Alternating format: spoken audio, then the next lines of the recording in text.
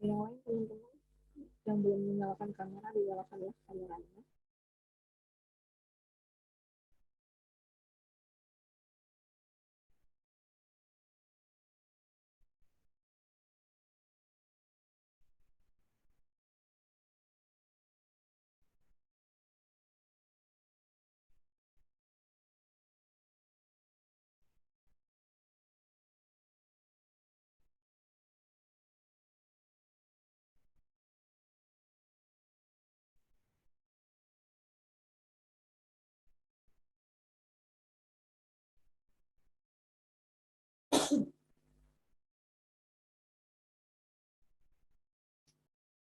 PPT-nya sudah terlihat di layar teman-teman semua.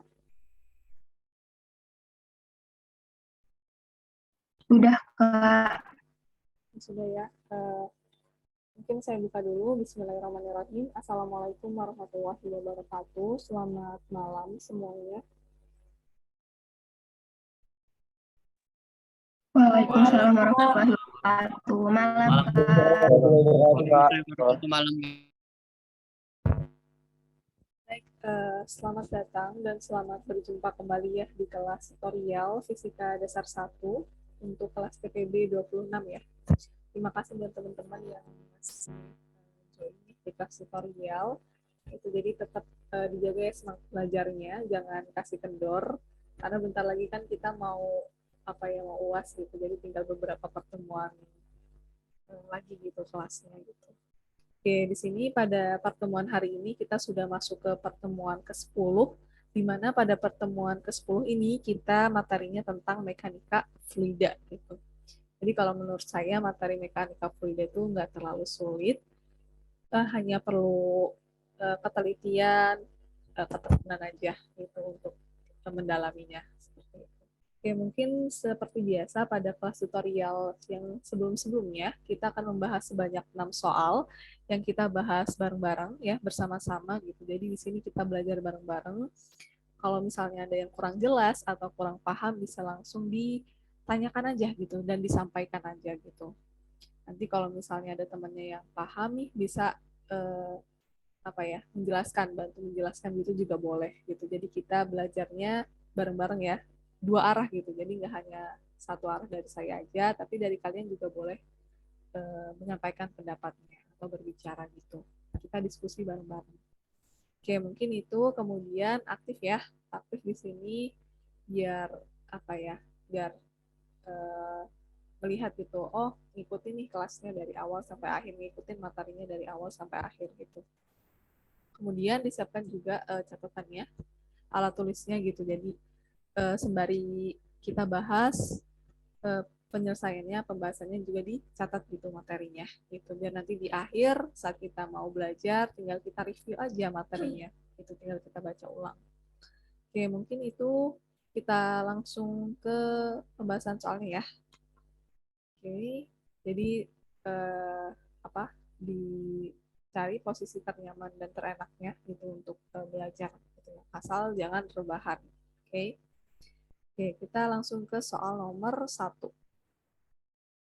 Nah, di sini soal nomor 1, sebuah pegas dengan konstanta pegas 4,9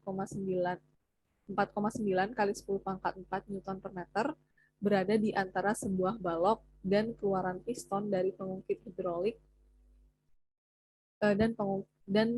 keluaran piston dari pengungkit hidrolik. Nah, sebuah karung berisi pasir berada di atas masukan piston. Permukaan masukan piston berbentuk lingkaran dengan diameter 70 cm dan diameter keluarannya adalah 350 cm. Berapakah kilogram pasir yang dibutuhkan untuk menekan pegas sejauh 5 cm gitu. Oke, ini deskripsi dari soalnya ya. Jadi soal nomor 1 ada gambarnya nih seperti ini piston gitu. Nah, ini sambil dilihat ya, pointernya itu menunjuk kemana biar nggak bingung saya ngomongnya kemana dan menunjuk eh, pointernya itu kemana gitu.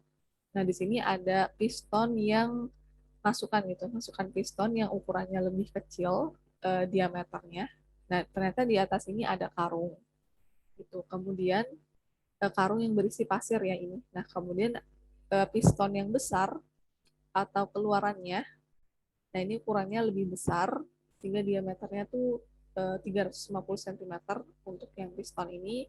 Kalau piston yang di karung ini diameternya 70 cm. Nah, ternyata pada keluaran piston itu ada pegas dan juga balok gitu.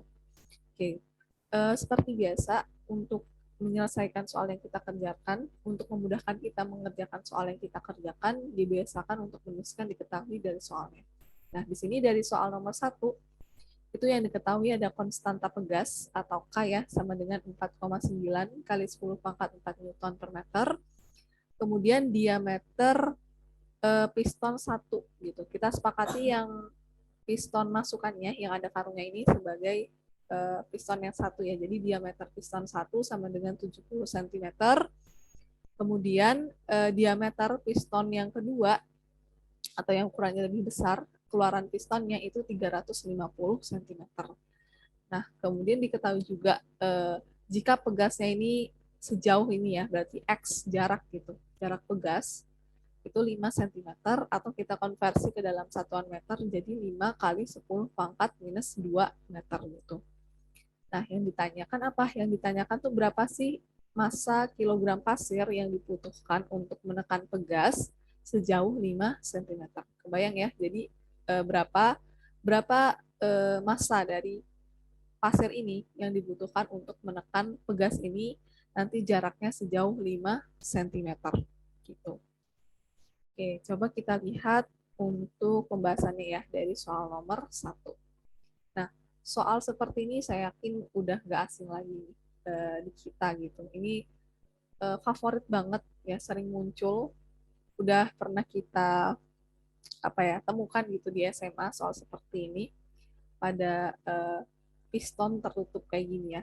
Jadi kalau ada soal seperti ini, kita tuh menggunakan persamaan hukum menggunakan hukum Pascal gitu. Jadi hukum Pascal itu berlaku apabila sistemnya itu tertutup gitu. Jadi gambar piston ini kan sistemnya tertutup gitu ya. Jadi tekanannya karena tertutup, jadi tekanan pada piston 1 itu sama dengan tekanan pada piston 2 gitu. Oke. Nah, kan hukum Pascal itu berarti tekanan 1 sama dengan tekanan 2 gitu. Nah, di sini tekanan itu apa? Tekanan itu gaya dibagi luas.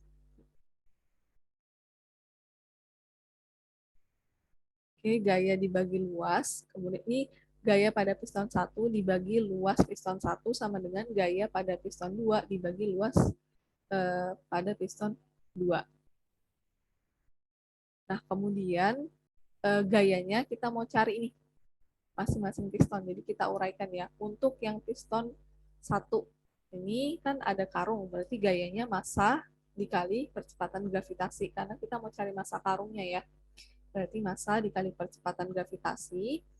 Kemudian untuk gaya pada piston yang kedua ini ada pegas. Berarti di sini gaya pegas. Gaya pegas itu kan konstanta pegas dikali jaraknya gitu, atau K konstanta pegas dikali X di sini. Nah, kemudian dari soal kita tahu bahwa piston ini berbentuk lingkaran permukaannya. Berarti di sini luas lingkaran gitu. Nah, luas lingkaran itu kan PR kuadrat gitu ya. R ini adalah jari-jari. Oke, kemudian yang diketahui kan dari luas permukaan piston ini adalah diameter ya, berarti jari-jari itu setengah diameter. Gitu. Oke, kemudian ini dikuadratkan ya, setengah diameter kuadrat, itu berarti 1/4 D kuadrat. Gitu. Oke, kemudian kalau kita lihat di sini, kedua ruas ya sampai lain ini, kedua ruas punya pi dan 1/4. Nah, ini kan angkanya sama, berarti bisa kita coret. Habis hilang, tinggal sekarang mg per d1 kuadrat sama dengan kx per d2 kuadrat. Nah, di sini kita kali silang ya. Massa dikali percepatan gravitasi dikali d2 kuadrat sama dengan kx dikali d1 kuadrat. Nah, kita mau cari massa dari karungnya itu berapa? Yang ini ya, massa. Berarti massa sama dengan kx dibagi percepatan gravitasi dikali D1 kuadrat dibagi D2 kuadrat gitu. Oke, berarti kita lanjutkan di sini. Ini boleh saya tulis seperti ini ya, D1 per D2 dalam kurung kuadrat gitu. Oke, kalau sudah kita masukkan nilai dari masing-masing komponennya. Konstanta pegasnya 4,9 kali 10 pangkat 4 Newton per meter. Kemudian X-nya, jaraknya itu 5 kali 10 pangkat minus 2 meter. Kemudian percepatan gravitasinya 9,8 meter per second kuadrat. Nah, selanjutnya di sini diameter piston 1 70 cm dan diameter piston 2 350 cm. Nah, dilihat ya di sini saya tidak mengkonversi satuan diameter nih dalam satuan meter gitu. Jadi kalau kalian sudah paham boleh gitu. Yang penting apa ya, tujuan kita mengkonversi satuan adalah supaya setara gitu satuannya dari komponen yang ada yang digunakan. Nah, ini kan jarak ini meter ya. Tadinya kan sentimeter, terus kita konversi ke meter. Karena kalau kita kaliin dengan konstanta pegas, ini kan satuan dari konstanta pegas Newton per meter ya. Jadi harus kita setarain gitu. Nah, kalau diameter ini kan dia nggak ngaruh mau kita apa namanya ubah ke meter atau enggak gitu. Intinya sih kalau bisa matematisnya nggak masalah gitu. Kan habis dibagi ya sama aja. Jadi 70 cm per 350 cm yang habis. Itu tinggal 70 dibagi 350. Nah, ini hasilnya 0,2 kuadrat. Jangan lupa dikuadratkan. 0,2 kuadrat berapa? 0,04 gitu. Kemudian 4,9 dikali 5. 24,5 ya, kali 10 pangkat 2 di sini. Nah, ingat ya sifat pangkat kalau ditambah itu kalau dikali itu ditambah. Jadi 4 ditambah minus 2. Jadi 2 ya. Oke, Newton per meter dikali meter. Meternya habis, sisanya Newton. Oke, dibagi 9,8. 24,5 dibagi 9,8 itu 2,5 kali 10 pangkat 2 dikali 0,04 hasilnya 0,1 kali 10 pangkat 2 kg. Atau boleh kita tulis jadi masanya itu sama dengan 10 kg. Jadi di sini massa karungnya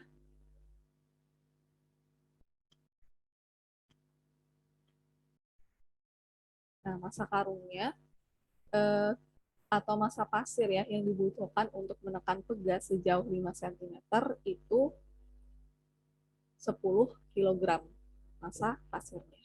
Oke, mungkin ini untuk soal nomor 1. Silahkan kalau ada yang ingin ditanyakan.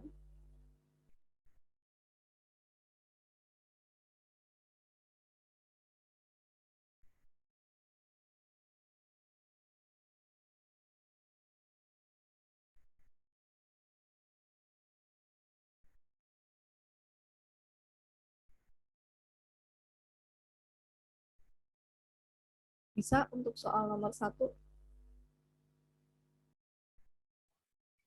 Bisa, Kak. Bisa ya, jadi masih cukup mudah di soal nomor 1. Oke, kalau belum ada yang ingin ditanyakan, kita lanjut ke soal nomor 2. Nah, perhatikan di sini untuk soal nomor 2, air mengalir melalui pipa yang menyempit dalam aliran yang stabil dan ideal.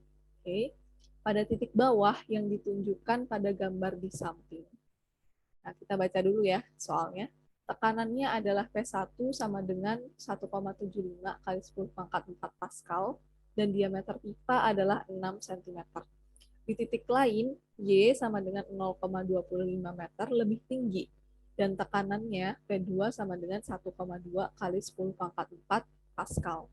Dan diameter pipa itu 3 cm. Kayak gitu ya. Jadi di sini soal nomor 2 ada gambarnya nih, gambar dari sistem pipanya gitu. Nah, ternyata kedua ujung pipa ini memiliki ukuran yang berbeda gitu. Di mana kita sepakati ya ujung pipa bagian bawah itu pipa 1. Nah, ini punya tekanan P1, diameternya lebih besar ukurannya. Kemudian untuk ujung pipa yang bagian atas ini kita sepakati sebagai pipa yang kedua gitu. Ternyata memiliki ukuran diameter yang lebih kecil dari pipa bagian bawah gitu. Dan kedua ujung pipa ini memiliki ketinggian yang berbeda gitu ya, di mana pipa bagian atas ketinggiannya itu sejauh Y atau 0,25 meter ya. Kemudian yang pipa bagian bawah ini di bawah berarti Y-nya 0 gitu ya. Ketinggiannya 0. Oke. Kemudian seperti biasa kita tuliskan ya diketahui dari soalnya untuk memudahkan kita menyelesaikan soal nomor 2 ini. Ada apa aja nih yang diketahui di sini? Tekanan dari pipa bagian bawah atau P1 sama dengan 1,75 kali 10 pangkat 4 Pascal. Kemudian diameter pipa 1 atau D1 ya sama dengan 6 cm. Ini kita konversi ke dalam meter. Jadi sama dengan 6 kali 10 pangkat minus 2 meter. Kemudian tekanan dari pipa bagian atas atau P2 sama dengan 1,2 kali 10 pangkat 4 Pascal. Kemudian diameter pipa bagian atas atau D2 ya, itu sama dengan 3 cm kali 10 3 cm atau sama dengan 3 kali 10 pangkat minus 2 meter.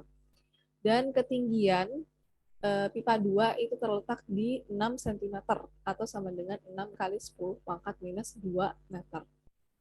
Oke, kemudian ketinggian pada pipa bagian bawah itu 0 ya, karena dia terletak di bawah. Nah, apa sih yang ditanya dari soal nomor 2 ini? Ternyata soal nomor 2 itu temukan ya, atau tentukan kecepatan aliran yang A di bagian bawah, yang B di bagian atas, dan C, cari laju aliran volume melalui pipa gitu. Oke, kita bahas satu persatu dimulai dari yang A dulu.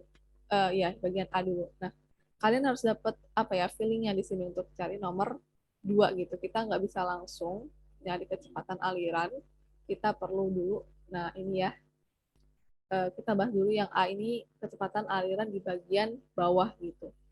Nah, dengan persamaan apa? Pertama, kita gunakan dulu persamaan kontinuitas gitu. Jadi luas permukaan pipa ya 1 dikali kecepatan aliran pipa 1 itu sama dengan luas pada permukaan pipa 2 dikali kecepatan aliran pipa 2 gitu. Oke, kita uraikan lagi luasnya. Kan berbentuk lingkaran ya tadi pipanya. Jadi ini luas lingkaran. IR kuadrat ya, luas lingkaran. Nah, radius itu kan setengah diameter. Nah, ini dikuadratin ya. Jadi setengah diameter kuadrat itu seperempat D kuadrat. Gitu. Jangan bingung ya, ini kenapa seperempat D kuadratnya dari mana. Nah, kedua rus kan sama-sama apa ini? Pi ya. Pi itu kan nilainya sama, jadi bisa kita coret. Kemudian seperempat juga nilainya juga sama gitu. Jadi bisa kita coret ya habis karena di kedua ruas ada. Oke, sekarang tinggal D1 kuadrat dikali V1 sama dengan D2 kuadrat dikali V2. Kemudian di sini diketahui ya tadi diameter pipanya bagian bawah itu 6 cm diameternya. Jangan lupa dikuadratkan dikali V1 sama dengan diameter pipa bagian atas atau D2-nya itu 3 cm dikuadratkan kali V2, 3 kuadrat 9, kemudian 6 kuadrat itu 36. Nah, kita mau cari apa dulu nih? Kita mau cari V2-nya dulu ya, kecepatan aliran di pipa 2. Jadi V2 sama dengan 36 dibagi 9. Oke, dikali V1. Nah, kenapa kita cari V2 dulu? Nanti kalau cari V1 boleh, tapi angkanya apa ya? Angkanya itu ya kalau V1 kan berarti 9 dibagi 36 gitu. Koma gitu ya. Nanti nyusahin kita buat ngitung. Jadi yang mudah aja V2 sama dengan 36 dibagi 9 dikali V1. Nah, 36 dibagi 9 itu kan 4. Jadi di sini kecepatan aliran pada pipa bagian kedua itu sama dengan 4 kali dari kecepatan aliran pipa bagian bawah. Oke. Oke, ini kita keep dulu. Jadi V2 sama dengan 4 V1. Nah, sekarang kita mau cari yang A, kecepatan aliran bagian bawah dengan apa? Persamaan Bernoulli. Nah, kalau kalian masih ingat ya persamaan Bernoulli ini, itu cukup panjang. Nah, P1 itu ditambah P1 ditambah rho dikali G dikali Y atau H ya biasanya di sini buku-buku. Ini kalau tadi kita sepakati ya ketinggian kita simbolkan Y sama dengan ditambah setengah rho V1 kuadrat sama dengan konstan gitu biasanya. Oke, kemudian di sini kita sepakati yang satu tuh pipa bagian bawah dan yang dua itu pipa bagian atas gitu ya. Oke, sekarang kita masukkan nilai dari masing-masing komponennya. Tekanan pipa bagian bawah itu 1,75 kali 10 pangkat 4 Pascal. Nah, di sini ada rho, massa jenis dari apa? Massa jenis airnya, yaitu 1000 kg per meter kubik gitu ya. Massa jenis air kalau misalnya nggak dituliskan di soal, berapa diketahui nilainya. Nah, itu nilainya rho atau massa jenis air 1000 kg per meter kubik gitu. Kemudian percepatan gravitasi kita pakai yang 9,8 meter per second kuadrat. Nah, pipa bagian bawah kan tadi terletak di bawah ya, berarti ketinggiannya 0 ini. Ditambah setengah dikali rho massa jenis air 1000 kg per meter kubik dikali V1 kuadrat. Nah, ini yang mau kita cari nih, kecepatan aliran bagian bawah V1 ini, V1 kuadrat. Nah, sama dengan kemudian tekanan pipa bagian atas itu 1,2 kali 10 pangkat 4 Pascal ditambah V-nya sama ya, massa jenis air 1000 kg per meter kubik, kemudian dikali percepatan gravitasinya itu 9,8 meter per second kuadrat, kemudian dikali ketinggian pada pipa bagian atas, tadi kan diketahui ya, 6 kali 10 pangkat minus 2 meter. Ya, ditambah setengah dikali massa jenis air ya, nih 1000 kg per meter kubik. Nah, perhatikan di sini. Di sini kan V2 gitu. Nah, V2 ini kita masukkan yang sebelumnya sudah kita cari menggunakan persamaan kontinuitas sebelumnya. Bahwa V2 itu kan sama dengan 4 V1. Berarti kita substitusi di sini. V2-nya itu 4 V1. Jangan lupa dikuadratkan. Oke, kemudian kita balik ya ke tahap selanjutnya nih. Di sini 1,75 kali 10 pangkat 4 ditambah. Nah, ini suku yang kedua ini kan 0 dikali berapapun hasilnya 0 gitu. Ditambah, nah 1000 dikali setengah itu 500 ya. 500 V1 kuadrat sama dengan 1,2 kali 10 pangkat 4 ditambah, nah ini suku yang kedua 1000 dikali 9,8 dikali 6 kali 10 pangkat minus 2. Itu 58.800 kali 10 pangkat minus 2. Ditambah, nah 1000 dikali setengah itu kan 500. Oke, kemudian 4 kuadrat itu 16 ya. 16 V1 kuadrat gitu. Nah, oke, selanjutnya kita lihat lagi ke bawah di sini. Di 1,75 kali 10 pangkat 4 ditambah 500 V1 kuadrat ya, sama dengan, nah di sini yang sebelumnya kan saya tulis menggunakan notasi ilmiah nih. Ini nggak bisa langsung kita jumlahkan karena beda ya. Ini satunya 10 pangkat 4, satunya lagi 10 pangkat minus 2 gitu. Jadi salah kalau misalnya kita langsung jumlahkan. Kalau misalnya sama, itu baru bisa boleh kita jumlahkan. Misalnya 10 pangkat 4, sebelahnya juga 10 pangkat 4. Gitu. Baru boleh kita jumlahkan atau kurangkan. Ini karena beda, jadi saya tulis bilangan biasa ya, 1,2 kali 10 pangkat 4 itu 12.000, ditambah 58.800 kali 10 pangkat minus 2 itu 588. Oke, ditambah 500 dikali 16 itu 8.000 ya, V1 kuadrat. Oke, kemudian yang ini juga sama ya, 1,75 kali 10 pangkat 4 itu 17.500. Nah, sekarang di sini ada konstanta dan ada yang bilangan variabel V1 kuadrat. Jadi kita kelompokkan. Yang konstanta di sini 17.500 minus 12.588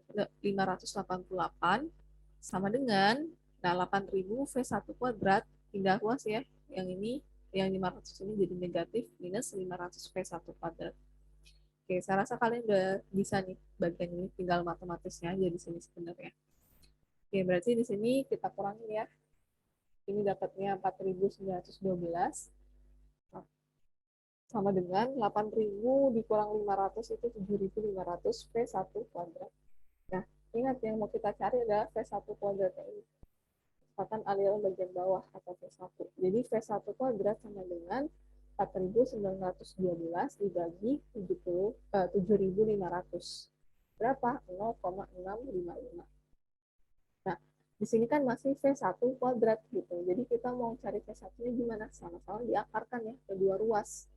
Berarti di sini kan akar V1 kuadrat itu kan V1 gitu. Jadi saya langsung aja tulis di sini ya.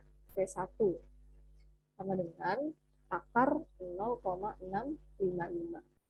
Berapa akar dari 0,655? Itu sama dengan 0,809 meter per detik.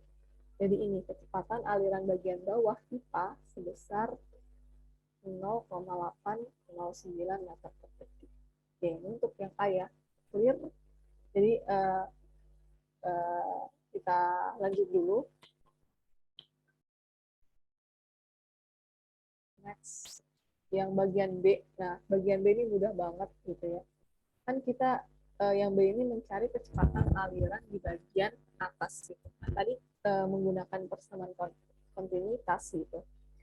Bahwa V2, kecepatan aliran bagian atas itu sama dengan 4 kali V1, karena kita sudah punya nih nilai V1-nya, tinggal kita masukkan aja di sini. Berarti nggak perlu kita cari lagi ya dengan persamaan Bernoulli tadi. Kita langsung menggunakan ini. V2 itu sama dengan 4 V1, di mana V1-nya itu 0,809 meter per detik. Ini kita kalikan 4, hasilnya 3,236 meter per detik. Ini kecepatan aliran bagian atas pipa. Gitu. Oke. Kemudian, next. Kita lanjut ke bagian C. Nah, yang C itu apa yang ditanyakan? Yang C itu yang ditanyakan laju aliran volume melalui pipa. Gitu. Oke, di sini ada fungsinya nih, volume. Nah, volume itu kan satuannya meter kubik ya. Jadi bisa persamaan ini luas dikali kecepatan gitu. Trik, bukan trik sih, saya kalau misalnya nggak hafal rumus itu, tinggal lihat satuannya aja.